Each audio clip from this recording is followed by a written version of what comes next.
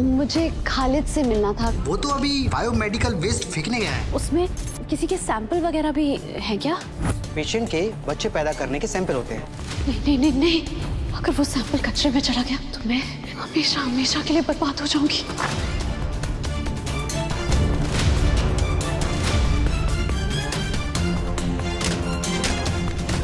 अम्मी की याददाश्त वापस लाने के लिए मैं दुआ के साथ 2 बार क्या बल्कि हजारों बार निकाह करने के लिए तैयार हूं, ताकि अख्तर मंजिल से गजल का वजूद हमेशा हमेशा के लिए खत्म हो जाए। सजना करूं मैं तेरा सजदा मेरे रब्बा। मेरी दुआ की हंसी मेरी जिंदगी की जमा पूंजी है मेरे मौला, इसे हमेशा बरकरार रखना। कहीं कोई दुश्मन है मेरी जिंदगी भर की कमाई मुझसे छीन के ना ले जाए मेरे मौला।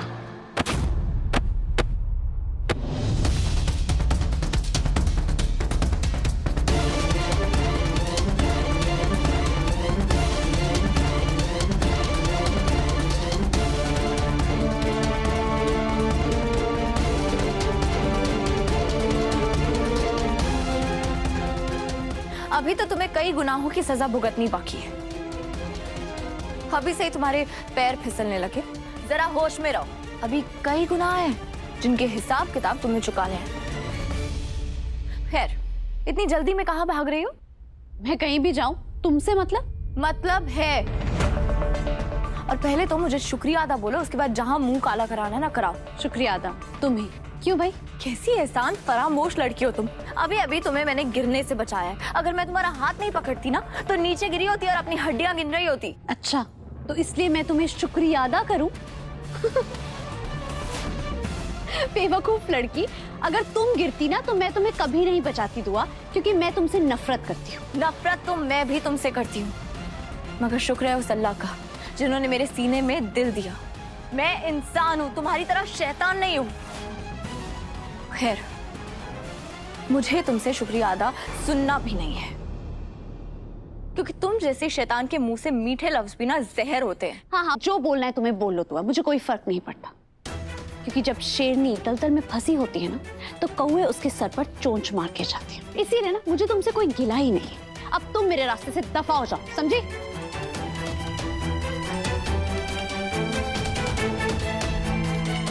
इसने शेरनी के दलदल में होने की मिसाल क्यों दी? आखिर ये करने क्या जा रही है? इस पर नजर रखनी होगी। दुआ भाभी,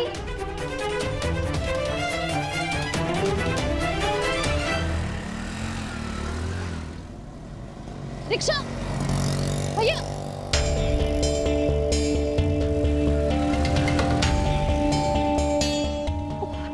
फोन क्यों नहीं उठा रहा है?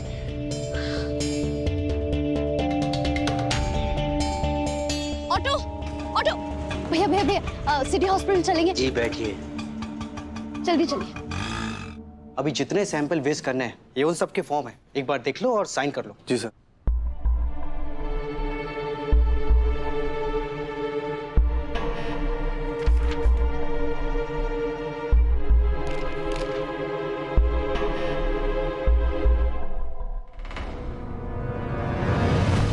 आप अपने आईवीएफ वार्ड से किसी पेशेंट का सैंपल लाकर मुझे दे सकते हैं ताकि मेरे बच्चे होने की उम्मीद पूरी हो जाए। हमें बर्बाद होने से आप ही बचा सकते हैं भाईजान। हमारी मदद कर दीजिए, आप हमारी आखिरी उम्मीद है भाईजान। अगर आप चाहें वो सैंपल मैं आपको दे सकता हूँ ताकि आपकी मनोकामना पूरी हो जाए। चुप कर जा बदतमीज, क्या बकवास कर रहा है? मैं ऐसे एरे गिरे का सैंपल लूंगी क्या? और आज के बाद मुझे कभी फोन मत करा, समझे?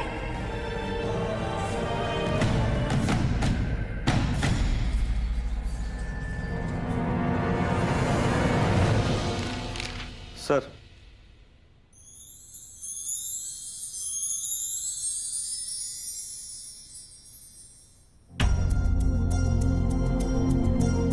क्या हुआ भाभी, आप ऐसे क्यों मुझे देख रही हैं? और आप रो क्यों रही हैं? रो नहीं रही हूँ, बस सोच रही हूँ कि क्या ये मेरी वही प्यारी ननद है जिसका सर कभी किताबों से नहीं उठता था। और आज ये अपनी जिंदगी का एक नया और अलग सबक सीखने निकली है। और ये भी सोच रही हूँ कि मैंने आज तक अभी भी किसी दुल्हन के चेहरे पे इतनी रौनक नहीं देखी है। सच में कायनात, तुम इतनी खूबसूरत लग रही हो ना कि मुझे तो लगता है मेरा भाई तुम्हें देखेगा ना तो बेहोश ही हो जाएगा।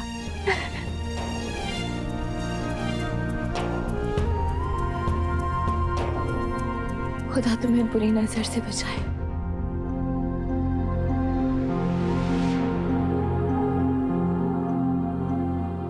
और दुश्मनों के दिल जलाए।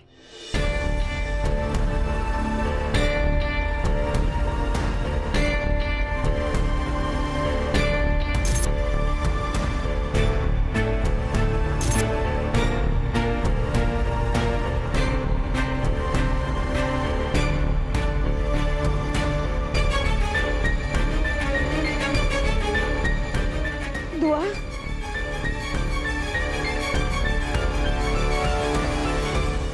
क्या बात है, आप ठीक तो है ना?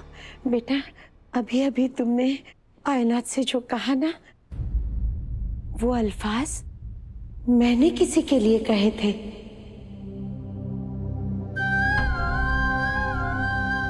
या अल्लाह, याद ही नहीं आ रहा है किसके लिए कहा था। कितनी खूबसूरत लग रही हो मेरी जान। अल्लाह मियाँ तुम्हें हर बुरी नजर से बचाए और दुश्मनों का दिल जलाए।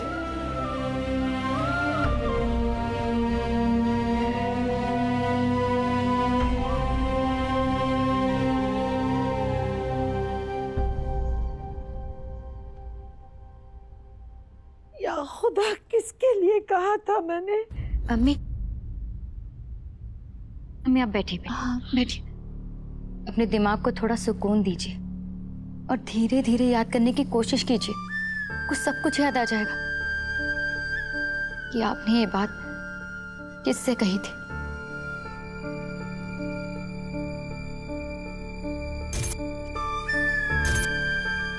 या खुदा, अगर आप हिना जी को जल्द से जल्द ठीक करना चाहते हैं तो मेरी राय में आपके पास सिर्फ एक ही रास्ता है। उन्हें जितना हो सके खुश रखिए, क्योंकि जितना वो खुश रहेंगी उतनी जल्दी उनकी दिमागी हालत में सुधार होगा। ऐसा कोई तो पल होगा जब हिना जी बहुत खुश हुई होंगी। हमारा निकाह। लगता है अम्मी को हैदर और मेरे निकाह की यादें जहन में आने लगी हैं। मैं और हैदर थोड़ी मशक्कत करेंगे तो अम्मी को सब कुछ याद आ जाएगा। मैं अभी आई। ऐसी अजीब कश्मकश है ये।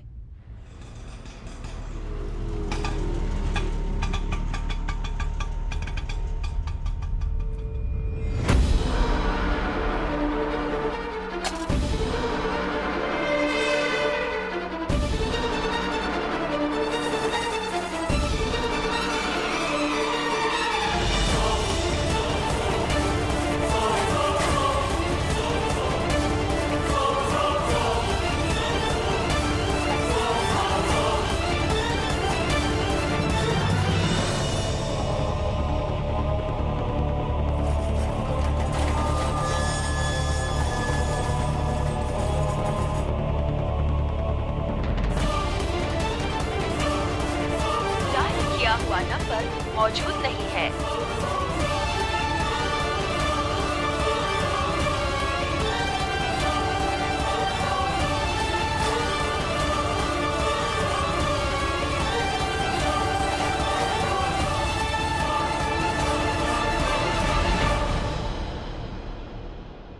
मुंह बोले भाई, मेरे बेवकूफ भाई कहाँ मर गया।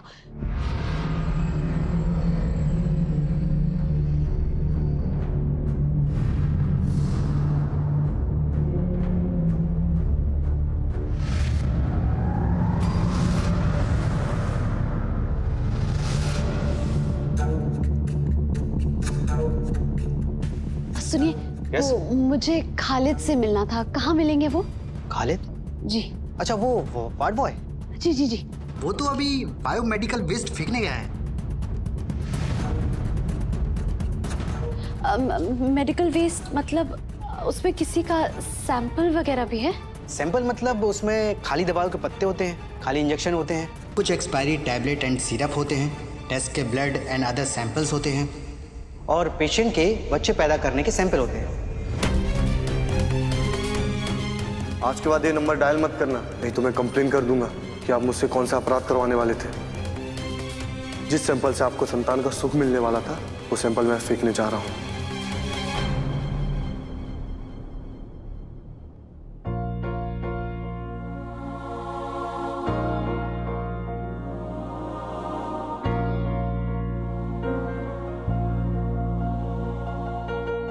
दुआ, बाहर मेहमानों का मजमा लगा हुआ है और तुम यहाँ क्या वक्त जाया कर रही हो? मैं अम्मी की याददाश्त वापस लाने की तैयारी कर रही हूँ। सुभान अल्लाह। अब ये भी बता दो कि आज के दिन ये नेक काम कैसे होगा? मैं आपको सब कुछ बता दूंगी। पहले ये आप अपने निकाह वाले कपड़े पहन के जल्दी से तैयार हो जाइए। निकाह वाले कपड़े? ये क्या कह रही हो तुम दुआ? मैंने तुम्हारे लिए इतना बेहतरीन लिबास पहना है और तुम मुझे पुराना लिबास पहना रही हो। अच्छा जी, अभी थोड़ी देर पहले आप मुझसे दोबारा से निकाह करने के लिए इतने उतावले हो रहे थे और अब आपको ये जोड़ा पुराना लिबास लग रहा है? नहीं मतलब चुपचाप इसे पहनिए और तैयार हो जाइए। और ये समझ लीजिए आपका और मेरा निकाह दोबारा हो रहा है। आप दूल्हे राजा और मैं दुल्हन रानी।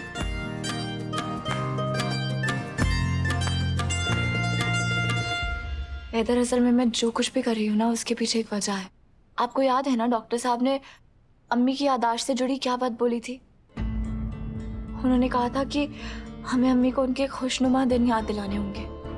उनकी याददाश्त वापस आ जाएगी। और अम्मी का सबसे बेहतरीन दिन वही था जिस दिन हमारा निकाह हुआ था। हम इस बार दोबारा निकाह करने का नाटक करेंगे। हो सकता है अम्मी की याददाश्त वापस आ जाए। मुझे पूरा यकीन है अम्मी की याददाश्त वापस आ जाएगी। अगर ऐसा हुआ ना दुआ, तो हमेशा हमेशा के लिए गजब से हमें छुटकारा मिल जाएगा। हमारी जिंदगी से वो हमेशा के लिए निकल जाएगी। जी इधर, फिर अल्लाह ने चाहा ना तो उसका मनहूस साया हम पे कभी नहीं पड़ेगा। नहीं नहीं नहीं नहीं, अगर वो सैंपल कचरे में चला गया तो मैं हमेशा हमेशा के लिए बर्बाद हो जाऊंगी।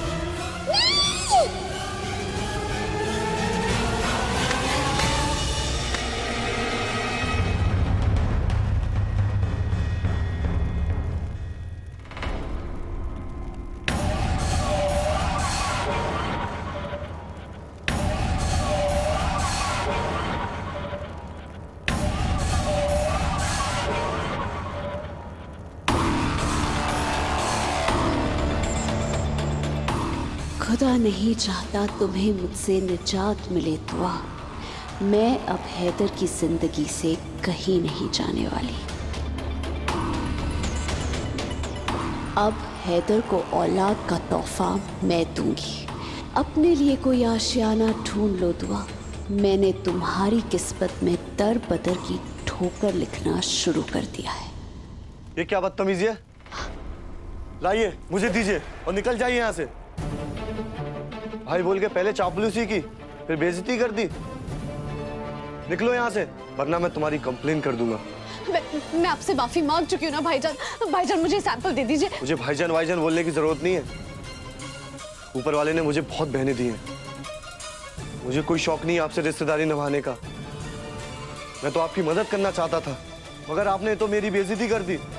सारे लोग सही कहते हैं, बड़े लोग दिल के छोटे होते हैं। नहीं नहीं नहीं नहीं भाईजान, आप मुझे गलत समझे। मैं वैसी नहीं हूँ भाईजान। भाईजान तो क्या है ना कि मेरे घर वाले मुझे बांझ होने के ताने देते रहते, बस इसीलिए मैं इतनी परेशान हूँ। मैं आपको बता भी नहीं सकती। पता नहीं वो कौन सी मनहूस घड़ी थी। मैं क्या सोच रही थी कि मैंने आप पर गुस्सा कर दिया, अपने भाईजान पर गुस्सा कर दिया। मुझे माफ कर दीजिए, मुझे माफ कर दीजिए भाईजान, मुझे माफ कर दीजिए। कैसी माफी मैडम, मैं इतना बड़ा आदमी नहीं हूँ। ये नाटक बंद कीजिए और निकलिए यहाँ से, नहीं तो मुझे सिक्योरिटी को बुलाना पड़ेगा। बिना वजह बेइज्जती होगी, इसलिए बोल रहा हूँ, चली जाइए यहाँ से।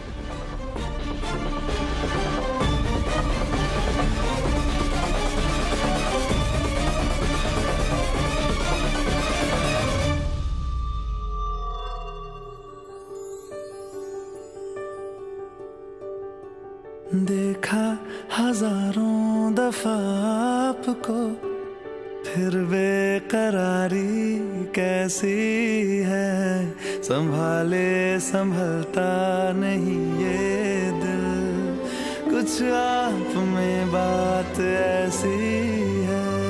लेकर इजाजत अब आपसे, सांसें ये आती जाती है।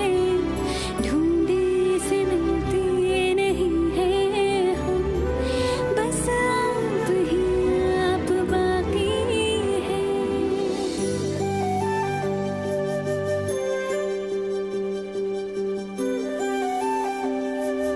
आंखें हमें ये रास आ गई, अब हम यहाँ से जाएं कहाँ।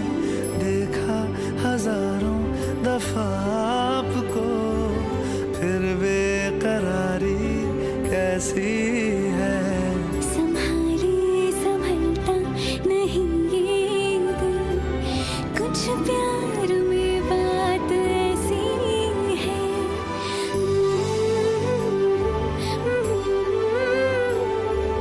फिर बेकरारी कैसी है।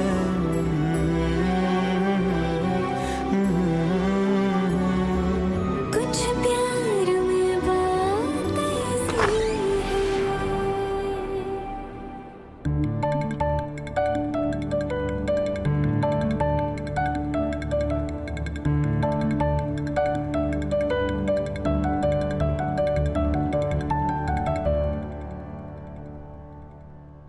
क्या बात है, क्या बात है। सुभान अल्लाह, सुभान अल्लाह। आफ्ताब और महताब की जोड़ी लग रही है। क्यों नूर? हाँ अम्मी। वैसे तुम दोनों को आज अपने निकाह का दिन याद आ गया क्या? अपने निकाह का जोड़ा क्यों पहना है तुम दोनों ने? हाँ, क्योंकि ये दोनों दोबारा एक दूसरे के साथ निकाह के बंधन में बंधने जा रहे हैं। माशाल्लाह, वाह। एक मैं ही हूँ जिसका एक भी बार निकाह नहीं हो रहा है, और यहाँ भाई भाभी दोबारा एक दूसरे के साथ निकाह करने जा रहे हैं। बहुत नाइंसाफी है।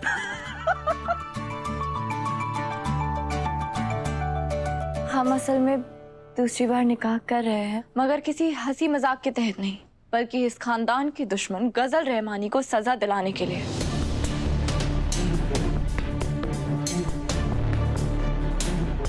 इसीलिए हमें अपना निकाह वाला दिन दोहराना होगा, ताकि गजल रहमानी के गुनाहों का सूरज हमेशा हमेशा के लिए डूब जाए।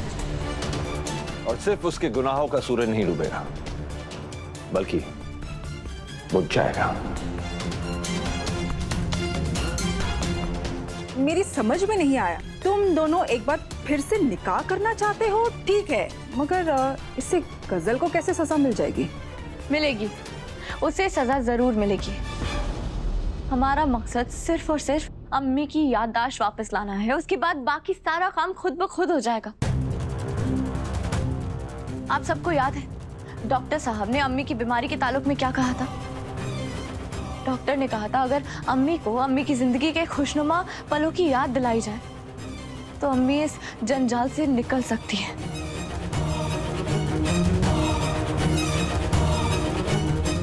उन्हें सब कुछ याद आ सकता है।